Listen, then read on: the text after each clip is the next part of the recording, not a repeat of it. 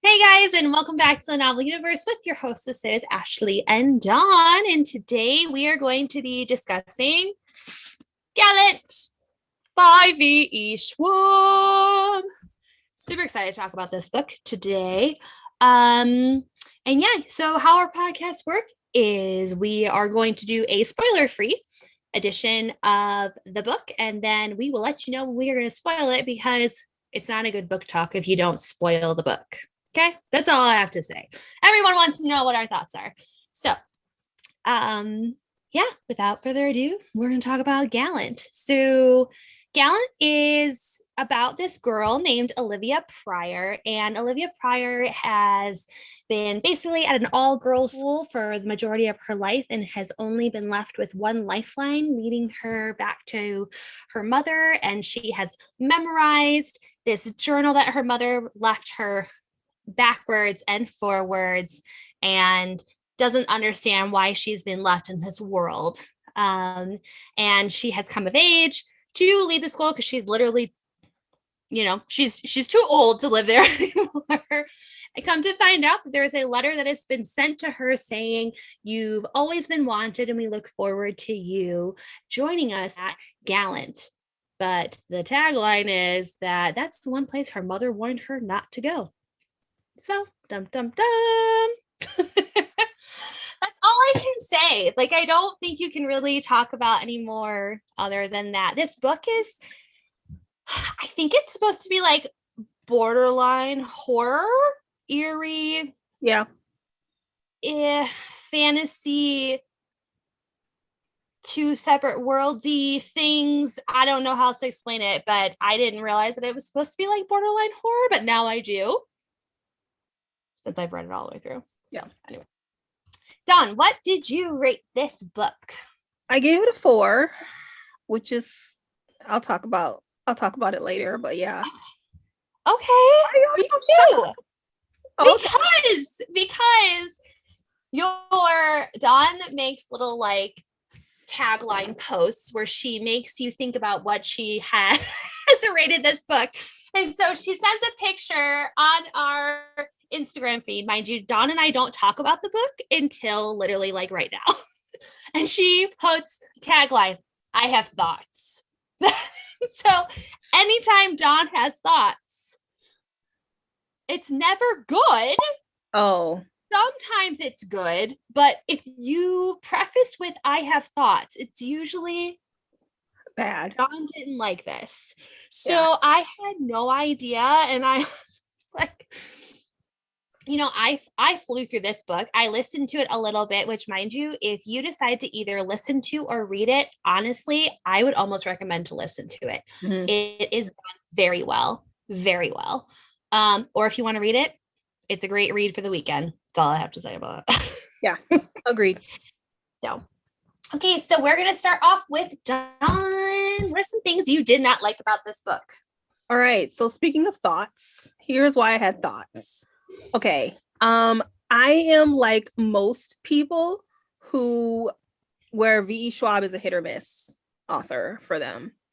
I went into reading this book not reluctantly because we had to read it for the podcast, but I wasn't like, this wasn't a high hopes book for me because I don't like Schwab's youth books. I don't like her YA and I don't like her middle grade. I love her adult books. I'll read her adult books all day. I love them forever, but her YA and middle grade books I don't like them.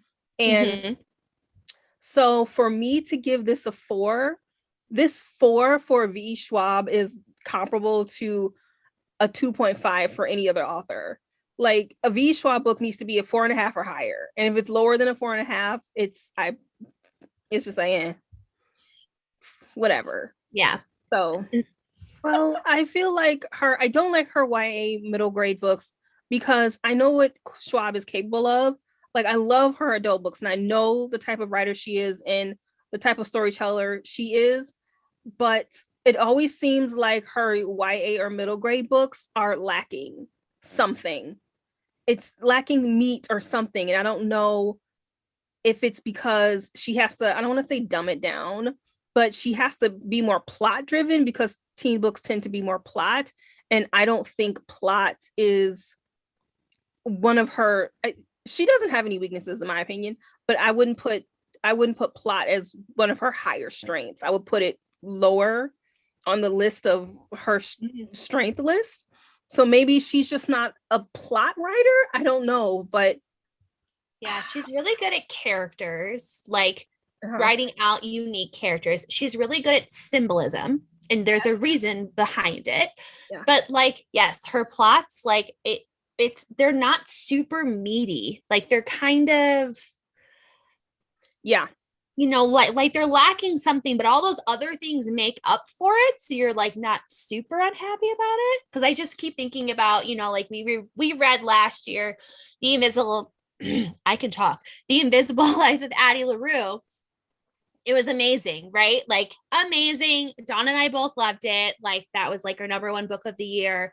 And yet again, the plot is rather simple. However, she wrote the characters and the symbolism and the metaphor and all of it really well. So it was like, I wasn't too mad about it, but yeah, agreed. I think she needs to ask like Steve Otter or Lady Taylor how to write a teen fantasy book, because they are more, no, I don't know. It's just always missing something. It's missing something, and this book was missing something, and I still enjoyed it. It wasn't a horrible book, but it still wasn't the level of her writing that I know she's capable of. So agreed. That was like my number one thing I literally wrote. Was that it? I feel like we missed something, because I remember like I read the last chapter like twice, because I was like, did I get that? Like, was that it? You know, and I was a little disappointed because she has such great build up and there's all of these things and you're like, okay. And then it's like, did we miss it? Like, we're done. we're done. Hello? I was like, literally, that's what I did. Are you under there? Yeah. Like, did I read that right? But I also, after like thinking that and rereading it, now I was like, I guess she just kind of like just leaves it up to her audience to kind of decide what the ending should be, like that missing piece. We'll talk about in the spoiler edition, because there was an ending. I don't know. So, okay, what was something else you didn't like? I didn't like this. This is more of a nitpick. Well, maybe it's not. Once again, VE Schwab's strengths are character and world, and these characters were not it. The main character was okay. She was fine. She could have been better, but the villain in the story, and she's really good at villains, that villain was not as good as I know she can write a villain.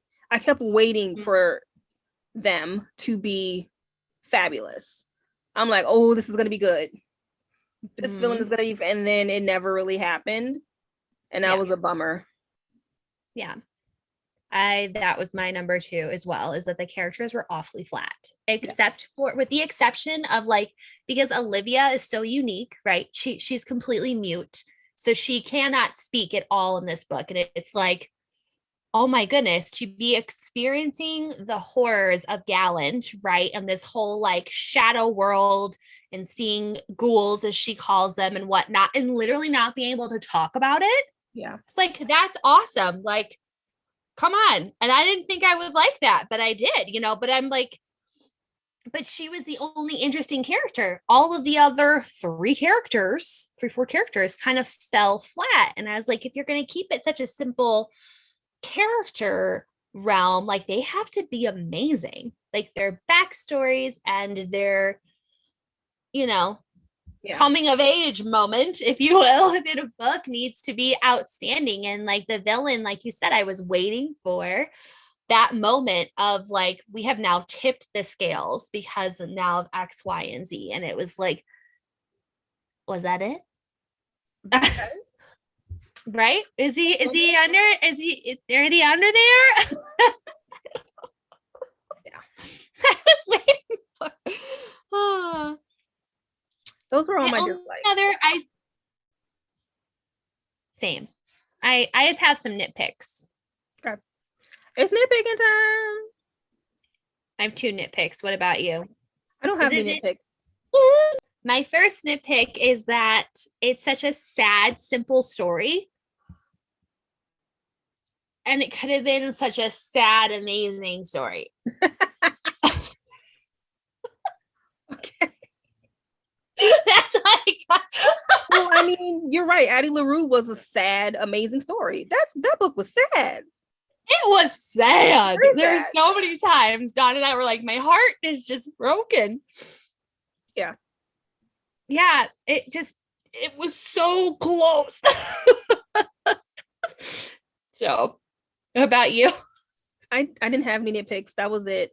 That was What? Okay, it's just Ashley. Yeah, I said it's nitpicking. Okay. Ashley. Okay. Okay. Yeah, my next one is I just felt sympathy. I just felt sympathy for Olivia. I wanted more for her. Yeah. And I didn't get that. You know, I was just that's probably a me thing. It could be a me problem. That's fine. Yeah. I can take that one. All right. Okay. What are some things that you liked about this book? All right, let me look at my notes. All right, so I listened to it, and the narrator is a man, even though our main character is a little girl. And so, as Ashley was saying, if you haven't read the book, the main character Olivia has this journal that her mother has written, and she reads it over and over again, trying to get any kind of clues or, you know, just some comfort from a woman that she's never met. And there are a couple times in the book where we hear the journal entries, but in the middle of the book, it's like the pages are gray, and those are her actual journal entries. It's not Olivia reading it. And in the audio book, the way the narrator is reading it, I should probably say that her mother has seemed to slowly go mad. That's kind of how it's portrayed, because her writings have become a little bit erratic, and there's like stuff scratched out. And so when the narrator reads it, when she starts to spiral, he reads it really quickly, and there's a sound effect for the slash marks. And as he's reading it really fast, and he's reading it really manic. And I'm listening to it. Whoa. Oh. And I'm listening to it, and I kind of started crying while I'm listening to it, because I was working, and I had to stop working, because I'm listening to this woman spiral as she's talking really fast. And I'm like, oh my God, this is so sad. Is this how people, who are manic depressant or have, thoughts that spiral, is this what they do? Is this, you know what I mean?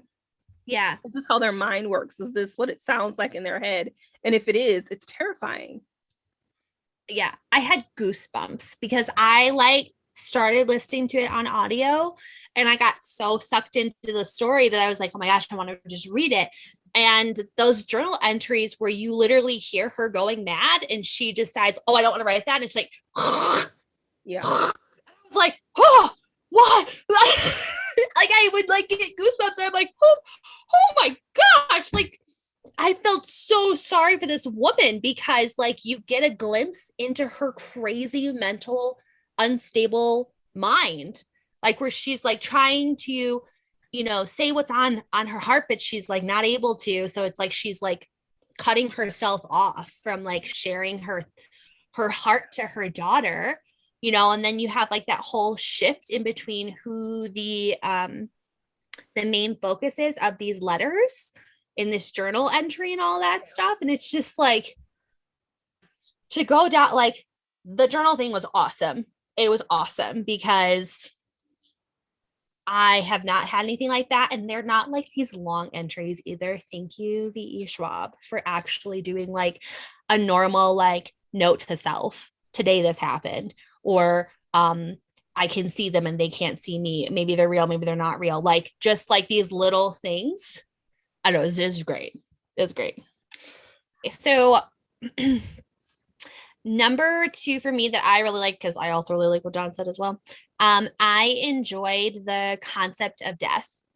I enjoyed the concept of death and what death takes, and the fact that it can take a living thing and literally like suck it dry of its happiness, its color, its morality, and all of this stuff. Like, she did a really good job with that concept of death and what this blight that was happening within this Gallant universe, if you will. Okay. I didn't think about that, but yeah, that does interesting when you mention it, and I'm like thinking about the story and like, yeah, I see it now. Yeah. Yeah.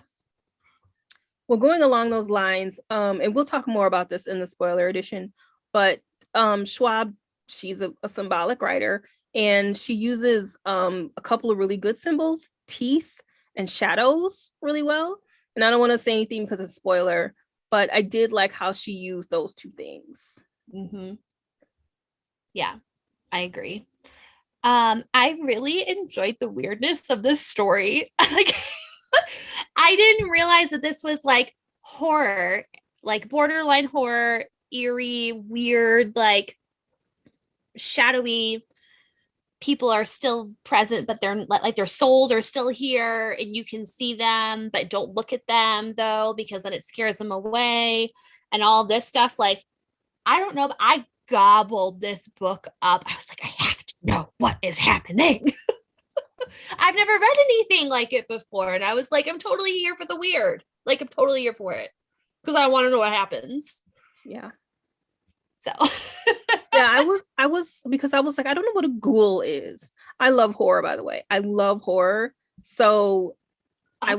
I was all for it, but I wasn't expecting ghouls. I'm like, I'm not sure what a ghoul is, but this is awesome. Yeah. And ghosts and stuff. So yeah, that was a nice, you know what I'm trying to say. Yeah. it was nice. Ashley and I don't read descriptions of the books anymore, so we had no idea what we were about to get ourselves into. So we just knew it was Schwab, so we were like, I'm in. Yes, jump in. Why not? I liked, as Ashley said, Olivia, the main character, is mute, and I liked the imagery. Schwab used a lot of imagery to describe her loneliness and the fact that people cannot hear her, and she has a lot to say, and what it feels like to not be able to say what you want, and you know, all that stuff. So just the way that she wrote it, I thought was really effective as someone who's never been mute before. Yeah, I just felt super, like, an insane amount of empathy for Olivia, because you can hear her, like, or well, as it's being narrated, you can literally hear her thoughts, and she has all of these things to say, and she can't quickly dictate, like, to someone who doesn't know sign language what to do. And then when she does find someone who can sign a little bit, Edgar, the other like housekeeper thing, which I want to know their whole thing, by the way, we didn't get any of that. No. There's like two housekeepers that are there to like help the Pryor family and whatnot, you know. And so when she finds someone that can communicate with her, she's like, oh my goodness. And he's like, whoa, whoa, whoa. Yeah, like, you know. And so it was like, but in that moment, I was so happy for her, because she finally felt a sense of like, I can be accepted. Like, someone can listen to me because I have things to say. Yeah. And she didn't feel so silent. And the way that Schwab wrote that, I was like, again, her writing is amazing. Like, she can write so eloquently, and you just feel like you're sitting right there in the corner, like watching it all happen. Yeah. Like, you can explain a house to me. It's fine. Yeah. Right? I really liked Olivia when she lived at the boarding house as opposed to when she lived at Gallant. Like the way her character at the boarding house was fantastic. Just the way that she interacted with the other girls. And there was a boy that came into the picture at one point, and I was like, oh God, I love this girl. She's great. And then she left and went to Gallant, and I was like, well, she's all right. that's all I had for my likes. I mean, this story is fairly simple. So yeah, we're gonna spoil it now, unless Don has anything else to say. Sometimes what's our next book? Oh yeah, that's right. Okay, so our next book is Book of Night. I don't know why we're having a running theme here. By Holly Black. So if you're interested, catch us next time in the next podcast. We also sometimes post to YouTube. Actually, now Dawn does because she's amazing and we love her. And she posts our reviews to YouTube. Until next time, we'll catch you in the next podcast unless you want to stick around. All right. Bye-bye. Bye. Hello to those of you who are sticking around for the spoiler edition. All right, Janet, are you ready? I'm ready. So her name's gonna be okay. I have it. Ready? All right. We are going to start the spoiler edition in 5, 4, 3, 2, 1. Yay!